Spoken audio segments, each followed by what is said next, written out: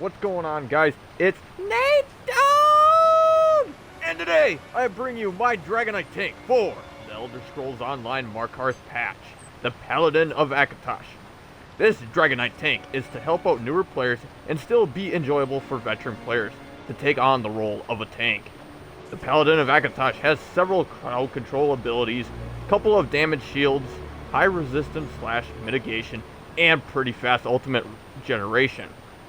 I will be going over the stats, skills, passives, sets I am running, and champion points. So, if you would like to learn more about the Paladin of Akatosh, info of this build is coming up next. Cue that intro!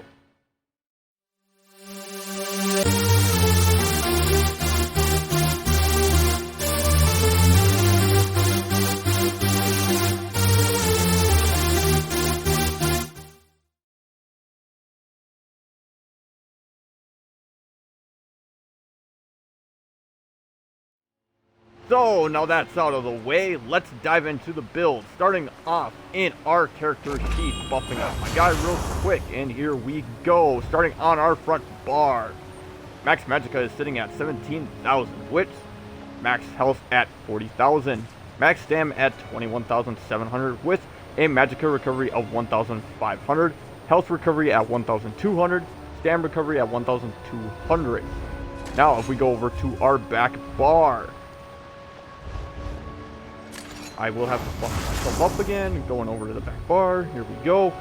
Our Magicka, our health recovery goes up to 1,300 on this bar, and everything else stays the same. Now, going over back into our front bar here, with our spell damage sitting at 1,100 with a 16.6% crit chance on that. Weapon damage is at 1,200 with an 18.1% crit chance on weapon critical there. On our back bar, weapon damage drops down to 1,100 with everything else still staying the same.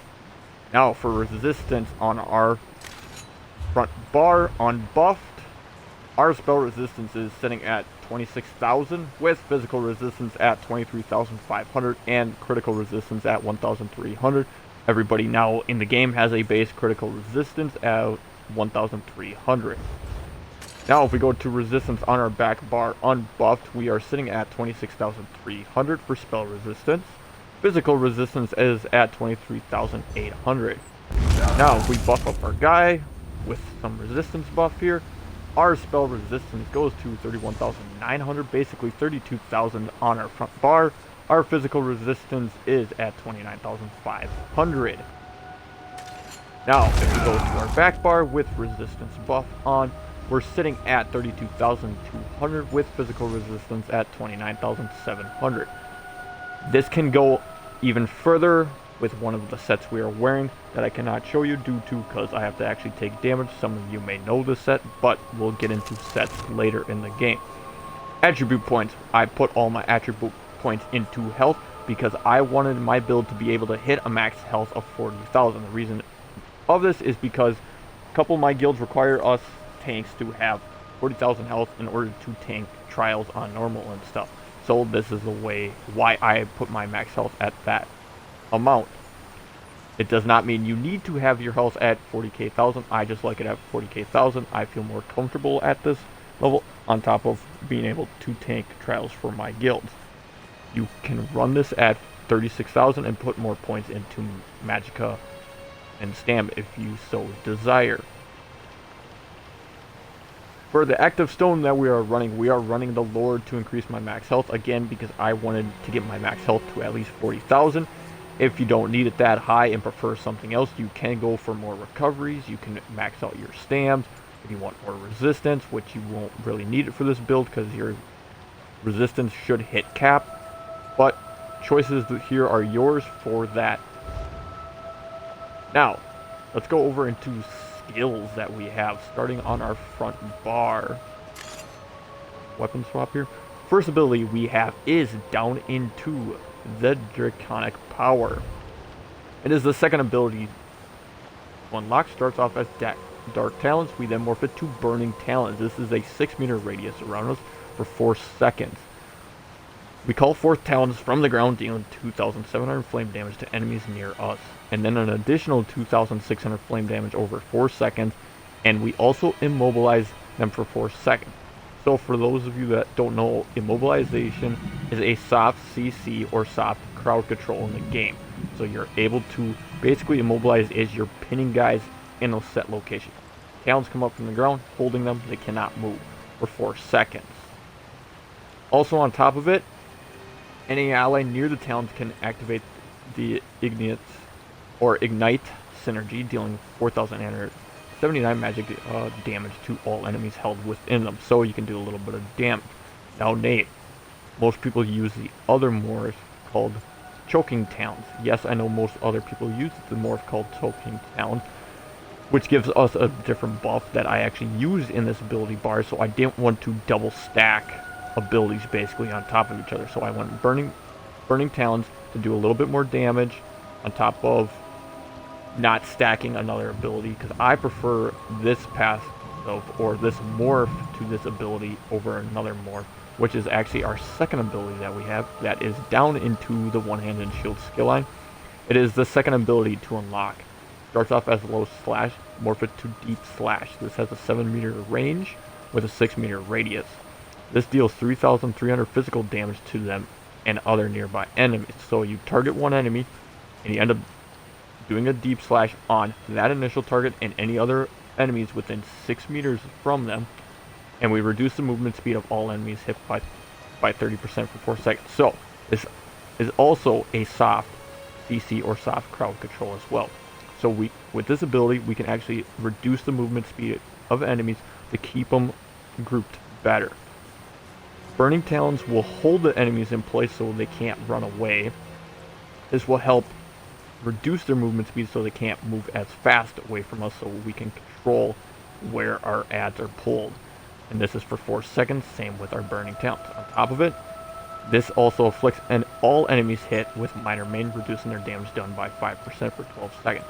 So, like I was saying earlier, I went with Burning Talons because I like the mobilization. If I went Choking Talons, that would actually apply this minor main to them. For me, I can visually see Deep Slash going off with the little whirlwinds going around enemies' feet. If you want to know what that looks like, this is basically what it looks like. This is not what I was built for. They should have little feet on them. Of course, this targets immune, so I really can't show you it at all. But there'll be a little whirlwind around the guy's feet that you can see and stuff like that when you do apply this ability. The Choking Talons, yes, some may say you can visually see the talons poking out from the ground, but me, it's a lot easier to see this because all you can see is basically when you apply Choking Talons is basically you see all that little dust that just kind of popped up there. That's technically where your minor main hits, and for me it's not quite as easy to see, especially if you're in darker dungeons. You really can't see that going off, so that's why I chose more of a Deep Slash where you can see things happening.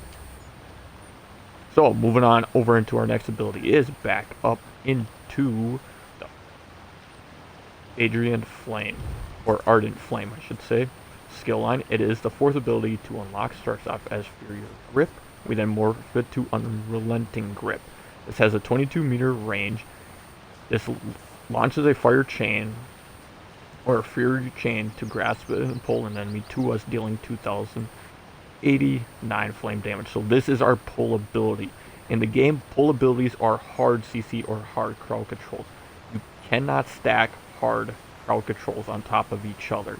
You can, however, though, stack soft crowd controls like we have here with the Deep Slash and Burning Talons. So this will pull targets to us. Hitting the target grants us major expedition, increasing our movement speed by 30% for 4 seconds. So if we hit people with this, now we're going to actually end up moving faster by 30% for the 4 seconds.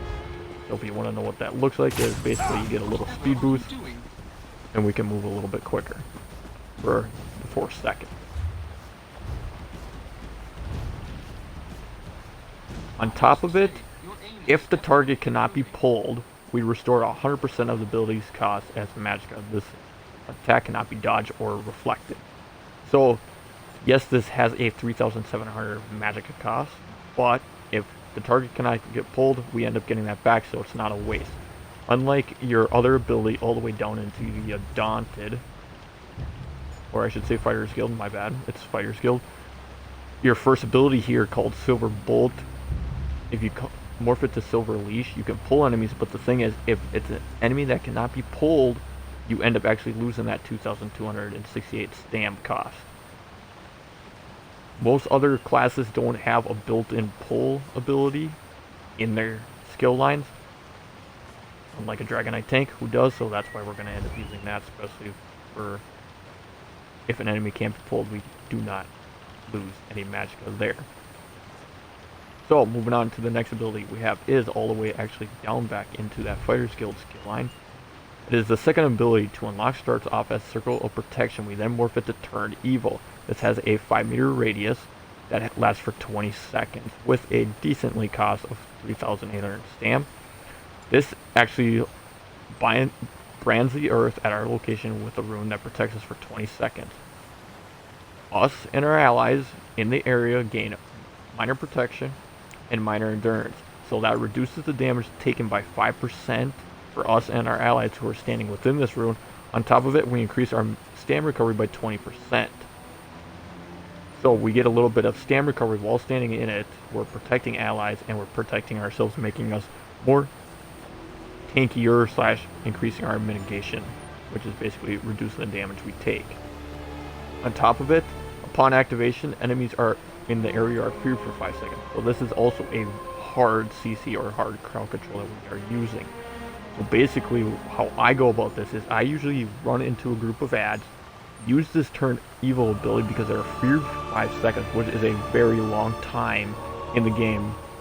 Especially when you start playing the game more often, you realize how long 5 seconds is and how much you can actually do with 5 seconds. So I typically fear enemies for 5 seconds. Usually your melee fighters are feared. Then I use our Unrelenting Grip here, pull the enemies in. When I got them all pulled, I then go straight into Burning Talons, so that way I pin and lock them in place for my allies. So that way our DPS can DPS them a lot easier because now they're all clustered together. And then before our 4 seconds is up with this, in that amount of time, I then end up using Deep Slash. This now then prevents the enemies from moving, you know, by reducing their movement speed by 30% for that 4 seconds. On top of it, we're also reducing the damage they do by 5%. So this is kind of the combo I kind of go through when I go about pulling in ads or doing my stuff for the group, especially on trash fights. So, moving on into the next ability we have is back up into the One-Handed Shield skill line. It is the first ability to unlock. It starts off as Puncture. We then morph it to Piercing Armor. This has a 7-meter range, and this is our main taunt ability that we want to use, because this will deal 2,200 physical damage and taunt enemies to attack us for 15 seconds. Now, you want to make sure you keep this up, especially on main targets, more like bosses or your heavy hitters in trash pulls. You don't need to go around taunting everything, because if you go around taunting everything, you're just going to lose stam. Granted, you only have this is only 1,000 stam, but by doing that, you're just creating more havoc. Use your hard CCs and your soft CCs that you have utility, otherwise the group adds a lot easier. Taunts are mostly for bigger enemies like bosses and guys that are going to hit your squishy DPS really hard. On top of it, will also inflict minor breach and major breach on an enemy, so it will reduce physical resistance and spell resistance by 2,900 and also 5,900 for 15 seconds. So we're going to just round those numbers up. We got about 3,000 and about 6,000, so about 9,000 physical and spell resistance. In PVE content, in dungeons especially, every ad in there, whether it's a boss or whatever, has max physical and spell resistance at 18,200. The lower you get that resistance number, the harder your DPS are going to hit. You will also find it you are going to hit just a little bit harder. Granted, we're not set up for damage wise since we're a tank, but still, we'll help out our DPS do damage by lowering resistance and us helping a little bit there and them significantly hitting harder as well. Now, over into our ultimate here is actually still in our one-handed and shield skill line. I end up going with Shield Wall. We then morph it to Spell Wall, with only an ultimate cost of 135 for 6.7. Granted, this ain't all the way up. If it was all the way up, it would be a total of 8 seconds. But this reinforces our shield, allowing us to automatically block all attacks at no cost and reflect all projectiles cast at us for 6.7 seconds. Like I said, if it was fully all the way upgraded, it would be 8 seconds. Now, Nate, why did you go with this one, not the other morph? A lot of other people use the other morph. The reason I didn't go with the other morph is because with this morph, there are quite a bit of enemies in the game that actually use projectiles, and I was able to actually survive a lot of the fights and actually pull up allies with this spell wall because those projectiles were reflected at no cost. The other morph of this reduces or lets us cast our one-handed shield abilities at no cost. But with one of the sets I'm actually wearing, I actually lowered the cost on a couple of those as well, so to me, that's why I went with Spell Wall. You could go another morph here if you don't like the low cost. I like the low cost because with one of our passives, we actually get resources back, and it's a nice little quick way to get resources back if we need to, if a potion's on cooldown and stuff like that. But if you really want to, you can switch this up to Magma, or in Magma Armor. We then morph it to Magma Shell, which this can be found all the way up into the Earth and Hearts skill line, because this ignites molten lava in our veins, limiting incoming damage to 3% of our max health and dealing 651 flame damage to nearby enemies each second for 12 seconds. Granted, not a lot of flame damage, but limiting incoming damage down to 3% is quite huge. You're blocking basically everything. Also on top of it, when activated, nearby allies gain a damage shield for 108% of their max health for 10 seconds. So you're not just protecting yourself here, you are now protecting your allies, your squishies, DPS who do not have much resistance, also your healers. So in that quick instance, if you want to use that 200 ultimate cost, save everybody in your group if you know a big hit's coming. So there's a couple choices there. You either got Magma Shell or Spell Shield or any other ultimate that you want to use. If you want to use Dragon Leap, if you want to use Dragonknight Standard, but these are typically what I tend to use in dungeons. Now, going over into our back bar, starting with our first skill, is all the way down into the Undaunted skill line.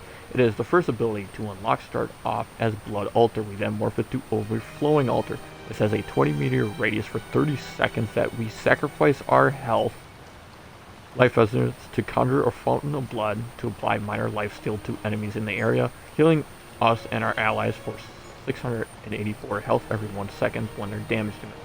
So, by us putting this down, we're letting our allies actually get health for doing damage, so our healers don't have to actually work as hard to keep our squishy DPS alive.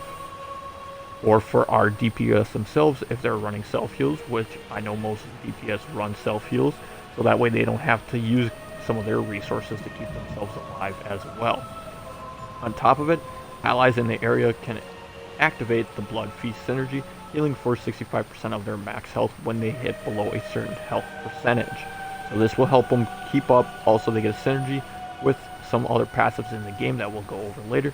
Will actually give them resources for synergy, so that's why this is also a very important skill, because we're allowing synergy. Next ability we have is back up into our Draconic Power skill line. It is the third ability to unlock, starts off as Dragon Blood. We then morph it to Green Dragon Blood. This is on ourselves for 23 seconds. We draw the Draconic Blood to heal for 30% of our missing health. So the more health you do not have or missing, the more powerful this thing is gonna be. So if we do our Blood Altar here, let's get our health down. Now if we tap our Draconic Power here, boom, we basically healed for 20,000 health. So the lower you are, the more powerful that heal is going to be for you. This is our self-heal on the build, or our oh snap, we're about to die heal. basically. On top of it, when we activate it, we also gain major fortitude and major endurance and minor vitality, increasing our healing, our health recovery and stamina recovery by 40%, and healing received by 8% for 23 seconds. So this comes in quite handy with that. Now over into the next ability that we have is down into the Earthen Heart skill line. It is the third ability to unlock, starts off as Obsidian Shield. We then morph it to Igneous Shield. This lasts for 8 seconds, where we call the earth to our defense, granting damage shields for nearby allies and ourselves to absorb 3,600 damage. But our own damage shield absorbs 9,200 damage. This portion is base of this ability is scaled off of our max health. So the more health we have, the more we're gonna have. So if you want to make this build and go down to about 36k health, where most people recommend, you know, you should be able to do content as a tank at that health, you're gonna see that your shield and your ally shields are actually gonna be a lot lower because your max health is actually not there. On top of it, we also gain major mending, increasing our healing done by 16% for 3 seconds. So now if we go back over into what we were doing earlier by lowering our health, major mending will actually increase our heal potential on our green dragon blood. Quickly use this Igneous Shield and then green dragon blood to give ourselves a better heal. We show here, okay, we'll use this ability, go to skills, green dragon blood.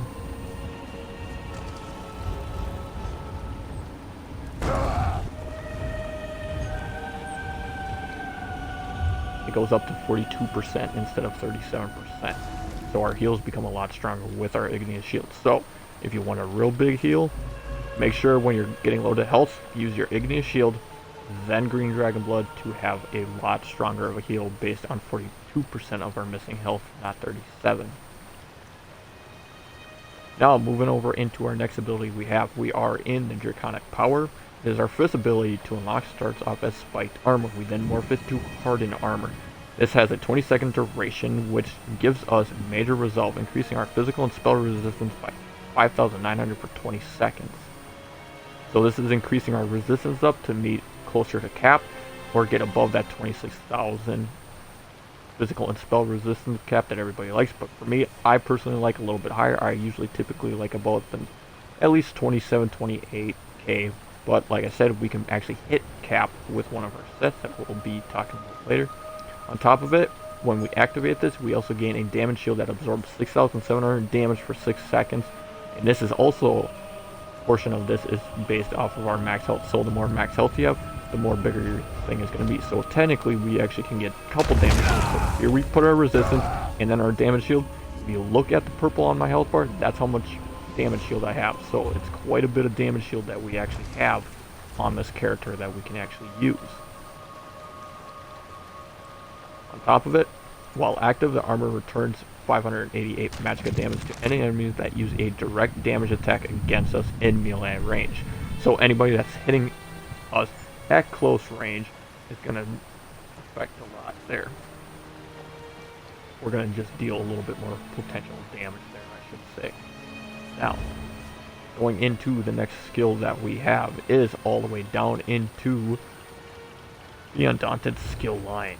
It is the third ability to unlock, starts off as Inner Fire. We then morph it to Inner Beast. It has a 28 meter range, and this is now our range taunt. I have a close range taunt, and then I have a far range taunt, because in Imperial City Prison, the Lord Warden, the final boss in that one, there will be a shade phase, where he has 4 shades around the room. I find it a lot easier to have a range taunt for that fight, instead of running around poking everybody, because as you run around, you're going to have to reapply the taunt by the time you get around, and you'll be out of stand because you've been running around. Now you have nothing to block with. Again, yes, this is a stam cost, because I find it that I actually have a lot of abilities that actually cost magicka in my skill lines here, that I figured stam would help actually even things out, because we have 1, 2, 3, 4, 5 abilities that are magicka based, and we have 1, 2, 3, 4 abilities that are stam based. So this was my way of evening it out. The other morph of this is a magicka base, so we would have had a 6-to-3 ratio, and I wanted to kind of even it out a little bit more. So So we deal 2,100 physical damage and taunt enemies to attack us for 15 seconds because this is a taunt, and enemies take 5% more damage from our attacks while the effect persists, so we do a little bit more damage against them. Now, a ranged ally targeting the taunted enemy has a 50% chance to activate Radiant Synergy, dealing 3,900 magicka damage to them over 3 seconds, and an additional 3,800 magicka damage to them and other nearby enemies. So, with the other morph, will always be a 100% chance they can actually see this and activate the Radiant Synergy. This, it's only a 50% chance. Thought the chances were good, and like I said, wanted to balance out my skills a little bit here. Now, for the skill here, we actually are not using that one. We are going to be using Aggressive Warhorn here, which is down into the Assault skill line. Starts off as Warhorn, we then morph it to Aggressive Warhorn. This has a 20-meter radius for 30 seconds at a cost of 250 ultimate. This increases ours and our group members' max magicka and max stam by 10% for 30 seconds. On top of it, us and our allies gain Major Force, which increases their critical damage by 20% for 10 seconds. So, you're giving your DPS bigger resource pools, both magicka and stam base. Even your healer is going to get more magicka. We are also going to get magicka and stam for resources. But DPS are going to get this Major Force, which increases their critical damage by 20%. So if your DPS has good critical, which they should, or I believe they should, once they have that, they're going to hit 20% harder with their critical damage, which is going to burn that boss a lot quicker. This is why most people tend to save Aggressive Warhorn towards the 25% marker, so the execute phase goes a lot smoother and a lot quicker because they can burn through that boss faster. This is where I would end up using Aggressive Warhorn. If you do not have Aggressive Warhorn, use Magma Shell until then, or use any other ultimate that you want to, but this is what I like to use. Now, let's go over into passives that we are running, starting all the way at the top with the Adriatic Flame. First passive we have is Combustion. Increase the damage of our burning and poison status effect by 50%. On top of it, when we apply burn to an enemy, we restore 500 magicka, and when we apply poison to an enemy, we restore 500 stam. Now, you must apply. Does not mean you must do damage with it. So, like our Burning Talons here, this deals flame damage. That does not mean we get magicka back from this. We have to apply the burn status effect. Same with poison. If we were to use burn this ability and then morph it to Poison Breath, then we have to apply the poison status effect in order to get stam back. That's the same with anything we're wearing. Something that we have needs to apply the poison status effect. It doesn't mean it has to deal poison damage. It has to apply poison damage to get stam back, or apply fire damage, or apply the burning status effect in order to get magicka back. Just want you all to remember that if you're going to change any sets in the game. We have Warmth here for our next passive. When we deal a direct damage with an Adriatic Flame ability, we reduce the enemy's movement speed by 30% for 3 seconds. The only one that we have is this one, so we're going to reduce the movement speed of enemies when we pull enemies in with the Adriatic Flame, since this is a direct damage attack. For 3 seconds, we're going to reduce their movement speed. So we have our Unrelenting Grip is going to do it, and our Deep Slash is going to reduce enemies' movement speed. So a couple of CCs there. We have Searing Heat here, increasing the damage over time of our Fairy Breath, Searing Strike, and Dragonknight Standard ability by 33%, and the duration by 4 seconds. So if you end up using Dragonknight Standard as a ultimate, this will help you out there. So you do not need this on this current build. Whirlwind Ruin, this increases the damage of our flame area of effect abilities by 6%. So our Burning Talons, this helps out there, and decrease the cost of our stam poison abilities by 25%. We have none there. Now down to Draconic Power here. We have Iron Skin, which increases the amount of damage we can block by 10%, so helps us tank a little bit better. We have Burning Heart. While a Draconic Power ability is active, our healing received is increased by 12%. So any of these abilities can apply that Burning Heart ability. So if we actually use our green dragon blood, we actually get healing received by 8%, and then increase our healing received by an additional 12% there. So we get a total of 20% healing received there. So a lot of healing with just activating green dragon blood. Elder Dragon here, increasing our health recovery by 5% for each draconic ability slotted. So right now on our front bar we have 5% there, and on our back bar we have 10%, so that's why our health recovery is slightly higher on our back bar, is because I have 2 draconic power abilities slotted there. Also increases our range of our melee attacks by 2 meters. This effect only applies on instant cast attacks with a 5-meter range. That's why you can see a lot of my deep slash here went to 7. It's originally at 5 meters, and our pierce armor went to 7 as well, because that's originally at 5. Then we have scaled armor. This increases our spell resistance by 3,300. This will help tremendously out with our tanking on the class. Now over into Earthen Heart. First passive we have is Internal Mount. Increase the duration of our Earthen Heart abilities by 20%. So this will increase the duration of our Igneous Shield here. Battle Roar. When we cast an ultimate ability, we restore 52 health, 46 magicka, and 46 stam for each point of ultimate cost. So the more ultimate you store up, the more resources you're going to get back. But like I said, I personally like having a low ultimate and a high ultimate, because just in case, like I was saying earlier, if your potion's on cooldown and you needed kind of that instant burst of resources, we cast our shield here, our spell shield, or our spell wall I should say. Our spell wall, we cast it, we get no cost to block both melee damage and projectiles. On top of it, we just got a bunch of resources back. So that's why I end up running that ability, because that helps out with that. Like I said, the higher your ultimate, the more you're going to get back from this. Now, Mountain's Blessing. When we cast an Earthen Heart ability, you and our group members gain minor brutality for 20 seconds, increasing their weapon damage by 10%. Also, if we are in combat, we also generate 3 ultimate. This effect can occur once every 6 seconds. So, by just casting our Igneous Shield here,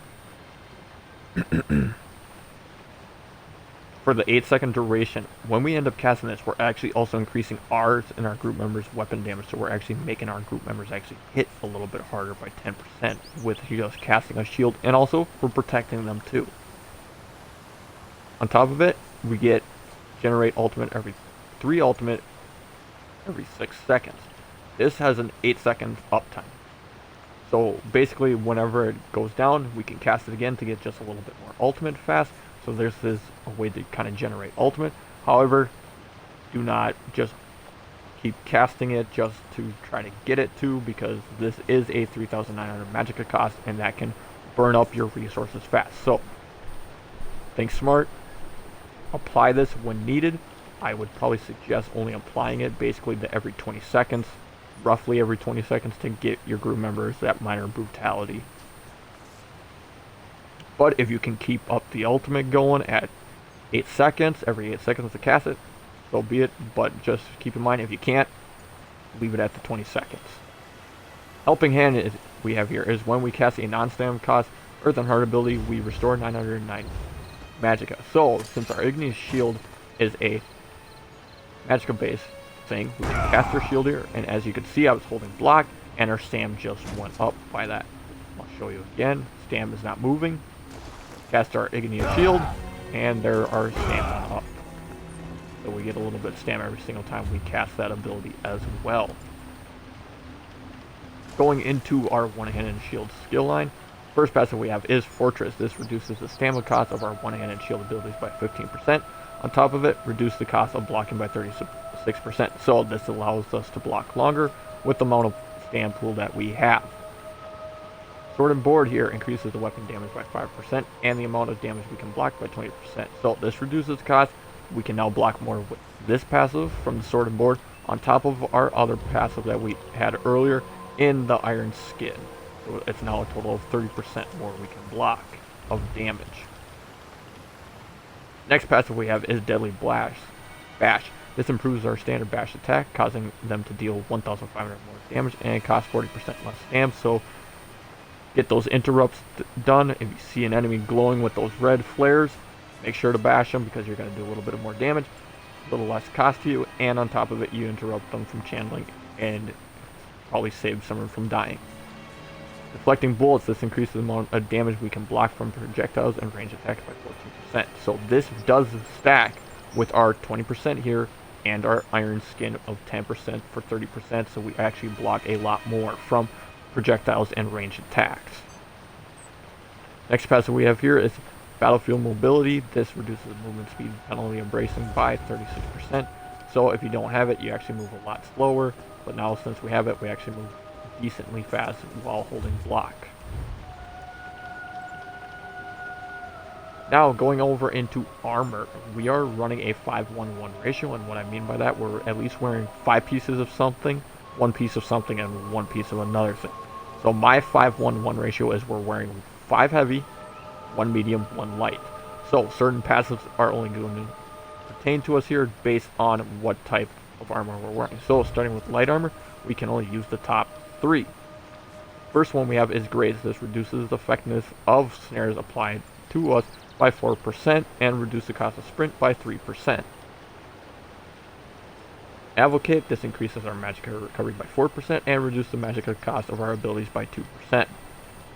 Spell Weaving, increasing our spell resistance by 363, so a little bit more resistance there, helping with the tanking. And we cannot use Prodigy or Concentration because we are not wearing 5 or more pieces of light armor. Those only apply if you are wearing 5. Now down to medium armor, we have Dexterity here, increasing our weapon critical rating by 328. Windwalker increases our stamina recovery by 4% and reduces the stamina cost of our abilities by 2% here.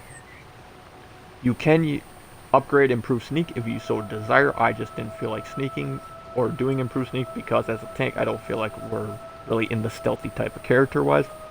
Agility, this is our 5 piece or more of medium armor that needs to be equipped in order to apply that, so that does not pertain to us. And Athletics here, this increases our movement speed bonus of sprint by 3% and reduces the cost of roll dodge by 4%.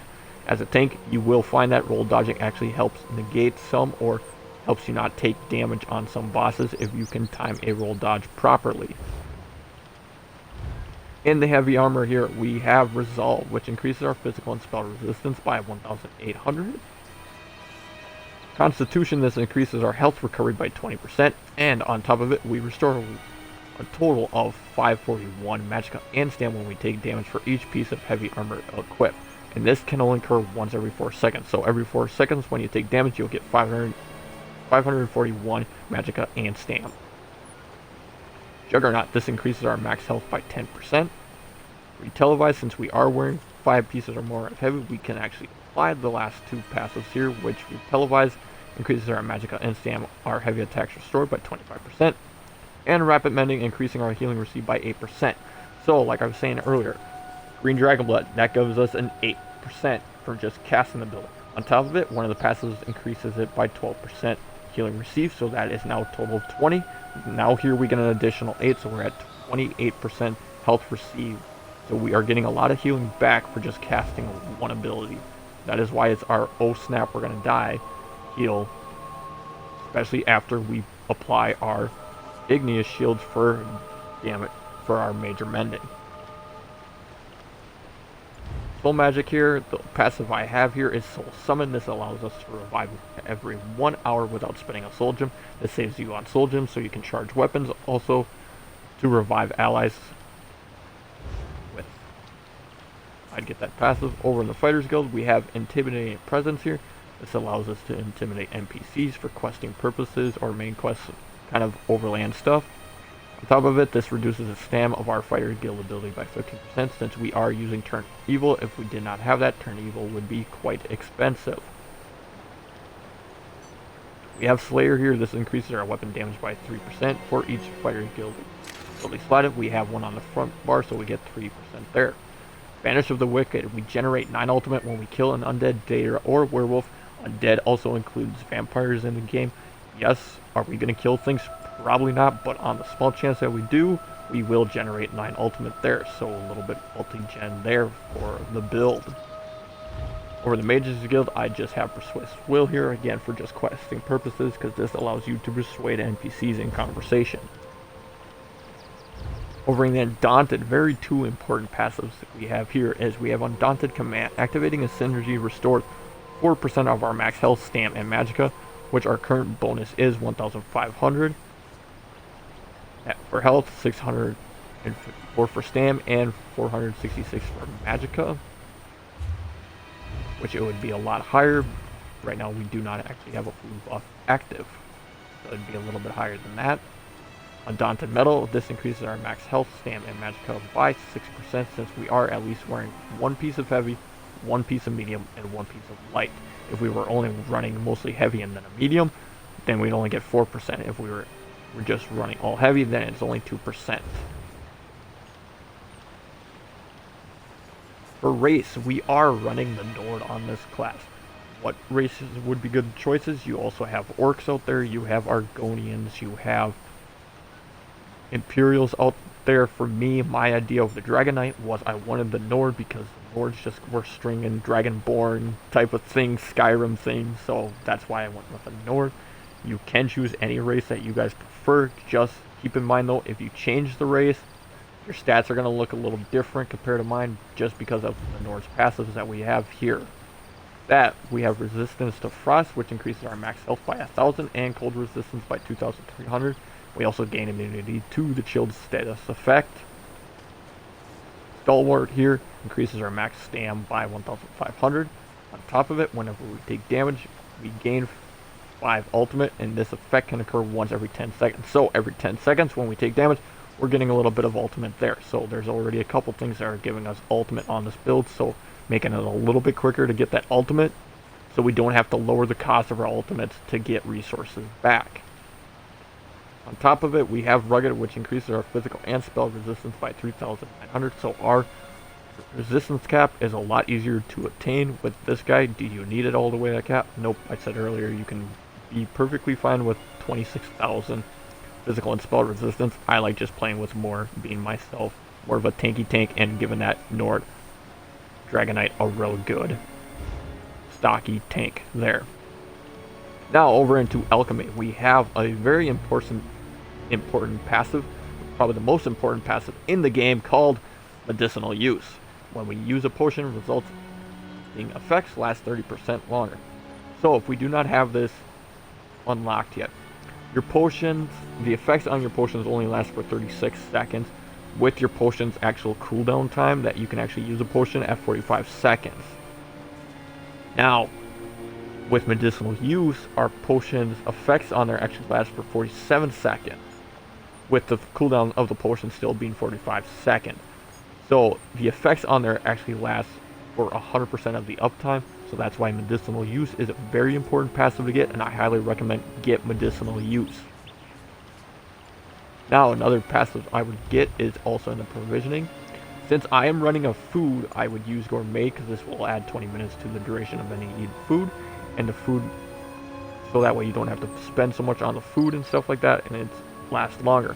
If you are using a drink, I'd recommend using Consier because this will add 20 minutes. If it's 3 points out of 3, this would add 20 minutes and duration of consumed drink. So if you're going to use a drink, get Consier. If you're using food, Gourmet helps out with that. Now, going over the stuff I am running, starting off with Slottable items. I was using Bewitched Sugar Skulls here. This increases max health by 4,600, max stam by 2,200, also same with magicka, and we get health recovery increased by 462 for 2 hours and 20 minutes because of our Gourmet passive that we have. You can run Crown Try Food Pots, or Try Food Pots because, or Try Stat Food, because this will give you basically the same resources. The only thing is you're going to have slightly lower health, magicka, and stam, and you will not get health recovery, but it works perfectly fine with that.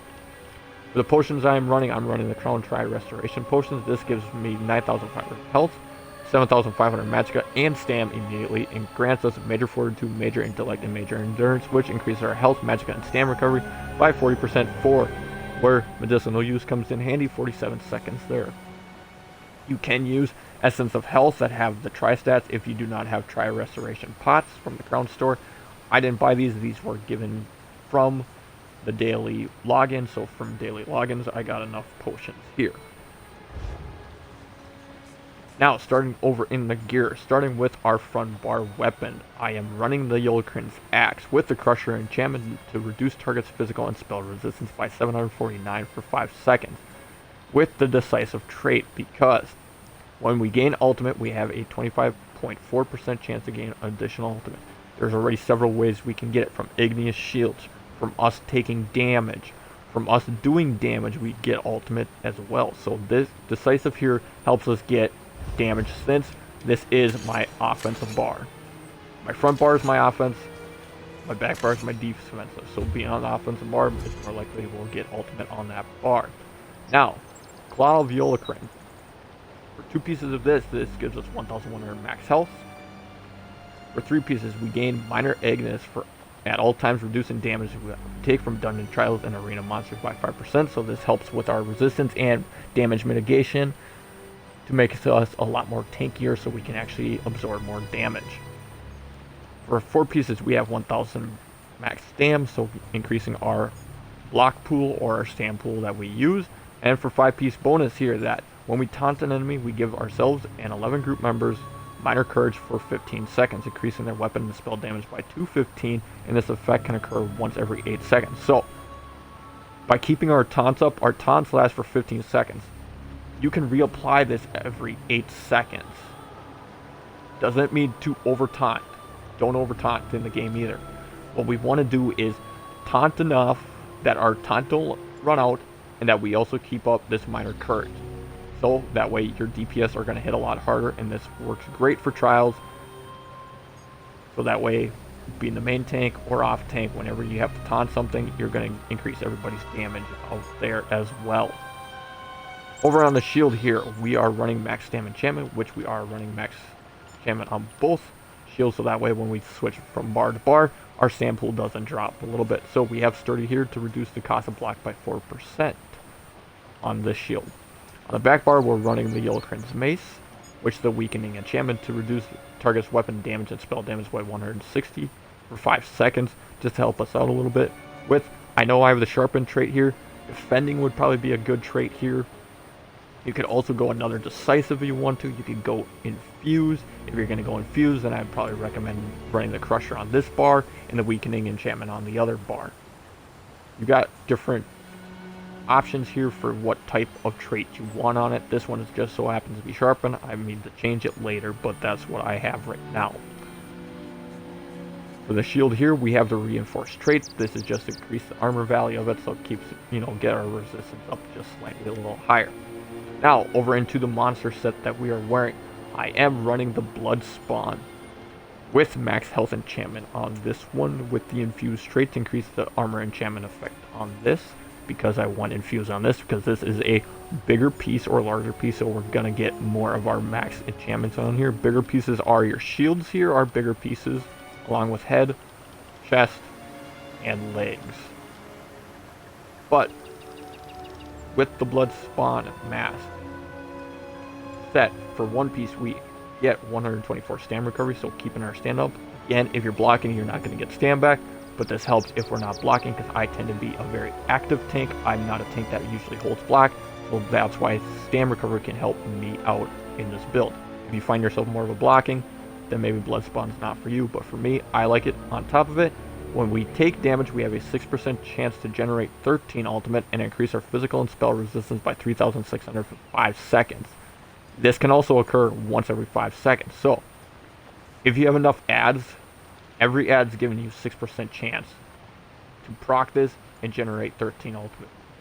Now, if you think about it, if you can proc it on time with everything that you get with your Nord passives, so Nord's every 10 seconds. So this can at least proc twice in that 10 seconds, if we think about it. So we get in the 2 ticks for the, for 5 seconds and 5 seconds, 2 times it can proc, we got 26 ultimate there. Additionally, from the Nord's passive, we get an additional, let's go back to it, back to the passives here. we get an additional 5. So, with our 26 from Blood Spawn,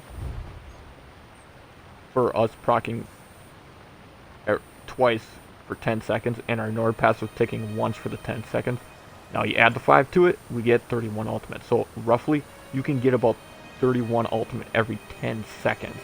That's not including doing damage, not counting if our decisive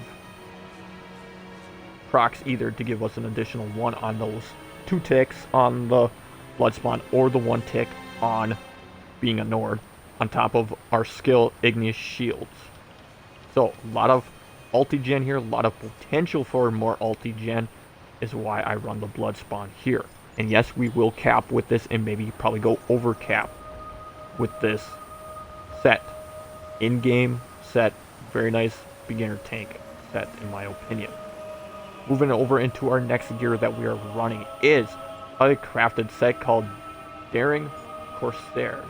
I think is how it's pronounced, I'm not sure.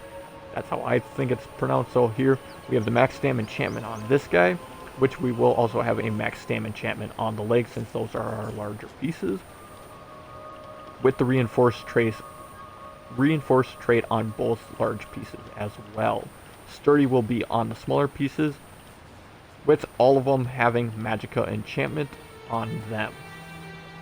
So, part of the Daring Corsairs set, we get, for 2 pieces, we get 124 stam recovery. Again, I'm an active tank, so stam recovery helps me out, because I'm not blocking all the time. We get 124 Magicka recovery, since we have quite a bit of Magicka abilities. For 4 pieces, we add 804 weapon and spell critical, so it helps us maybe crit chance a little bit on some of those. And for 5 piece here, reduce the cost of our weapon abilities by 10% Magicka or stam. So now we only have our stam abilities because we have one-handed and sword abilities. So this will reduce the cost of it. That's why I ended up going with Spell Wall, because Spell Wall was blocking more projectiles and everything else. Well, the other passive was reduce the cost, have free cost on your one-handed shield abilities. For me, I didn't need it here because I have no reduced cost anyways. On top of that, after casting a weapon ability, you gain minor heroism for 8 seconds, generating 1 ultimate every 1.5 seconds while in combat. This effect can occur once every 8 seconds. So, we're now generating ultimate here. So, on top of our decisive trait and all the other ultimate gens I was just talking about here, this also now gives us ulti-gen. So, we are generating ultimate insanely fast, with also not reducing things. Yes, I know what you guys are going to say.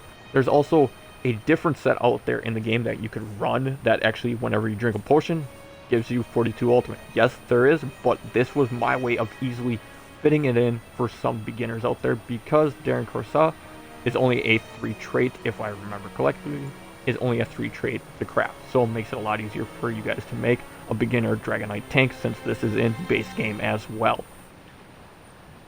Yellow Current and all that, yes, it's a trial. That may take a while, but there's some other sets that we can go over to change it. If you want to, we can actually put leeching back here, so that way it makes you a lot more tankier and actually keeps you more survivable. If so, you can put that there. Now, for the shoulders, this is Blood Spawn Ellipse. Again, Magicka enchantment on all the small pieces with sturdy trait. So Blood Spawn, Magicka, sturdy trait. Waist. Again, shoulders is light. Head is medium. Everything else is heavy since it's crafted. If you can't get a light shoulder or a medium helm, this is perfect where you guys can craft this to fit you guys better. I prefer heavy at the chest position though, however, just because you're going to get most of your armor resistance here. But if you don't want to, if you want to put medium or light, go for it there. So, again, over in the waist, heavy, hands heavy, feet heavy, everything's heavy besides head and shoulders, with reinforced trait and max Magicka for smaller enchantment. Over in the jewelry, wearing yellow crayons here, everything we have here is Magicka recovery enchantments with health trait on them, just to get my health up to 40k is what I like it at. Now, going over into our champion skill line, starting in the green tree with the tower, we have 81 points into Warlord. This will reduce the cost of breaking free. In the lever, we have 43 points into Tenacity. This increases our Magicka and Stamina for fully charged heavy attacks, which will be Stam because we are using Stam weapons, sword and shield. And we have 4 points into Mooncalf, increasing our Stam recovery by a little bit because I needed to put 4 points somewhere because it wasn't adding up other places. So we have 61 points into Tumbling in the Shadow to reduce the cost of roll dodge, 81 points into Shadow Ward to reduce the cost of blocking, so more block mitigation. In the blue tree, starting with the Apprentice, we have 75 points into Bless, increasing our healing done. Elfborn, we have 44 points in there, increasing our critical damage and critical heal with Magicka-based abilities. We have 1 point into Spell Erosion just because we needed something to help out, especially to get us to 120 points into here, so this increases our spell penetration. In the Atronach, we have 2 points into Physical Weapon Expert since we are using physical weapons. We're not using staff, so that won't help us. This will help with our one-handed and shield abilities, increasing our damage done with light and heavy attacks with two-handed, one-handed, and shield, dual-wield bows, and as werewolf form. 31 points into Master at Arms. This increases our damage done with direct damage attacks. In the Ritual, we have 40 points into its Armatures. This increases the damage done with damage over time effects. 34 points into Piercing Strikes, increases the critical damage and critical heal with Stam abilities. And we have 43 points into Mighty, increasing our physical, poison, and disease damage done. Over in the red tree, we start with a Steed. This is 72 points into Ironclad, reduces the damage taken against direct damage attack. This will help with us being a tank. In the Lady, we have 56 points into Thick Skin to reduce the damage taken from damage over time effects. Also, 56 points into Hardy and Elemental Defender. Hardy has us reduce the damage taken from physical, poison, and disease damage. Elemental Defender, as you can guess, is everything Flame, Frost, Shock, and Magicka damage. Now, anything that is damage over time will be Thick Skin. If it's physical damage, it will stack with Hardy. So damage over time that's physical will be stacked with Hardy. If it's Magicka, it will be stacked with Elemental Defender if it's damage over time. Now if we go back to Ironclad, if it's a direct damage that is physical, it'll stack with Hardy. If it's elemental, like Flame, Frost, Shock, or Magicka, it will stack with Elemental Defender. Just remember that. Over time, Thick Skin with whatever type it is. Ironclad, if it's direct, stack with whatever type of damage it is. Now, going over into the Lord, we have 18 points into Bastion. This increases the effectiveness of our damage shields, since we have now a couple of them. And Heavy Armor Focus to increase our physical resistance by 1,100 for wearing 5 or more pieces of heavy, since we are doing that. So, that will wrap up the Paladin of Akatosh. If you liked the video, don't forget to leave a like. Also, if you have any questions, leave a comment down below or message me on Twitter. If you like the content, don't forget to click the subscribe button and smash that notification bell so that way you can stay up to date with any of my content. You can also follow me over on Twitch. I usually stream daily doing dungeon delves for more 4-man PVE content. So come hang out and enjoy the not so serious delves for some good laughs. Thank you all for watching. It's NATEDOG! And signing out.